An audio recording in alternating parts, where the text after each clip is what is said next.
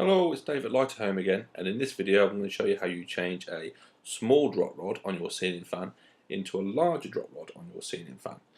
Now the first thing to realise is that you never ever add two rods together. You're always replacing one rod with a longer rod. So with that in mind, before you do any work on your ceiling fan, make sure you turn off all the power, and I'll now show you the videos and the processes of how you change the rods. Okay, so this is our rigged up ceiling fan. I've set this up earlier today, and you have to imagine that this is attached to the ceiling. It's currently got a 6-inch drop rod attached to it, and we're going to try and change that over to a 12-inch rod. Rods are available in longer sizes. Fantasia make 18-inch, 30-inch, 48-inch, and even 72-inch. But in this instance, we're going to change over to a 12-inch rod. So what we'll do, we'll take this apart slowly, step by step, and show you how you can extend the size of your drop rod. Okay, so the first thing we need to do is remove this boss cover here, which covers up the attachment to the ceiling. As I say, we need to imagine this is flush to the ceiling, and the way we remove this cover is by undoing screws on either side. So, simple screwdriver, slightly undo the screws on either side, like so, will allow us to turn this boss cover slightly and drop it down the fan's drop rod. This exposes the attachment to the ceiling.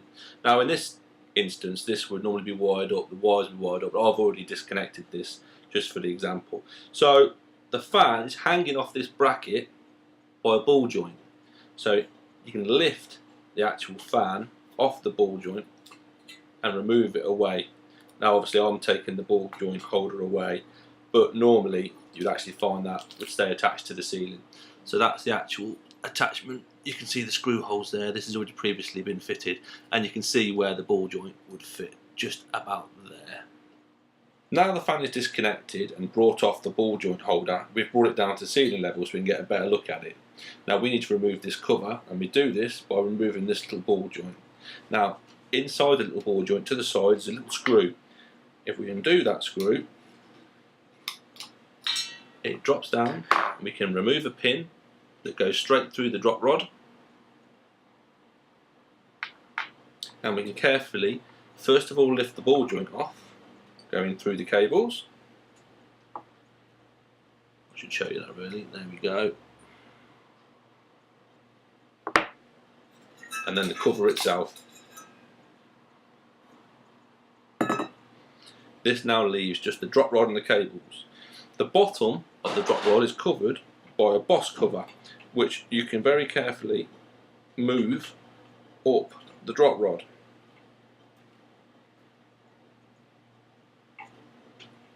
Okay, we'll put that there like that.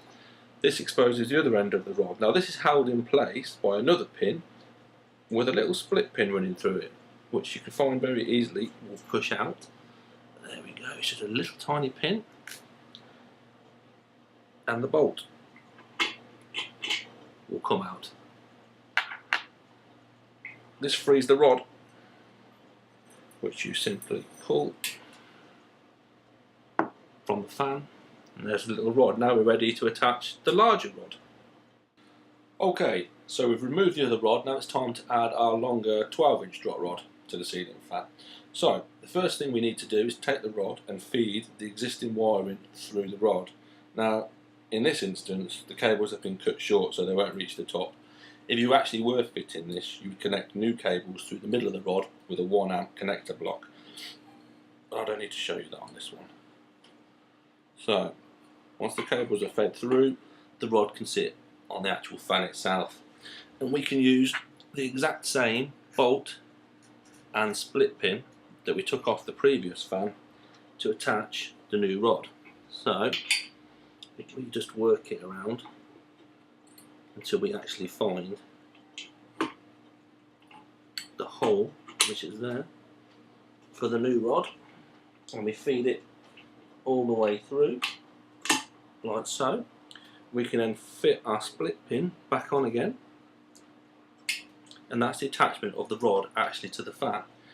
Because we've now got that in place, we can put back on the decorative boss cover to make the fan look nice, which will glide down the fan. on the rod, like so. Now the new rod is in place, first thing we need to do is take the original cover, feed it back over the cables and back over the new rod, and then we want to attach the ball joint back to the top of the rod. So again, feed over the top of the cables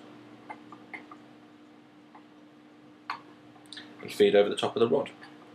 Now the pin feeds through the two holes in the rod and sits inside the ball joint, like so. And we take our screwdriver, we tighten up the screw again, which goes into a little hole in the rod. There. Now the ball joint is fit back at the top of the rod, so we can now fit this back onto the hanging bracket on the ceiling. So with our fan and its new long rod and ball joint now hanging back on the hanging bracket, which would normally sit across the ceiling level, screwed in from below, and our cables, which we would have extended wide into the connector blocks, the fan's ready to go. So from this point, all we need to do is bring the decorative cover back up again into position on the fan itself. There's one side, and from the other side. Then we can tighten up the screws like so, like so. We can twist around to lock it into place, like so. And now we have our fan back to how it was, but this time with a longer rod. Gravity obviously will pull the ceiling fan down nice and straight, and that will sit nice on your ceiling. You won't have a wobble. Fantasia fans don't get a wobble when they're extended on their drop rods. So that's how we extend the size of your drop rod from a smaller rod to a larger rod. Obviously you can reverse it and take a larger rod and make it smaller again if you want to, but that's the general process. So that's the process of changing the drop rods on your ceiling fan. Might seem like quite a daunting task, but it's not actually as hard as you may think. For a full range of Fantasia ceiling fans and the Fantasia drop rods that go with them, visit our website at www.lighterhome.net. Thank you.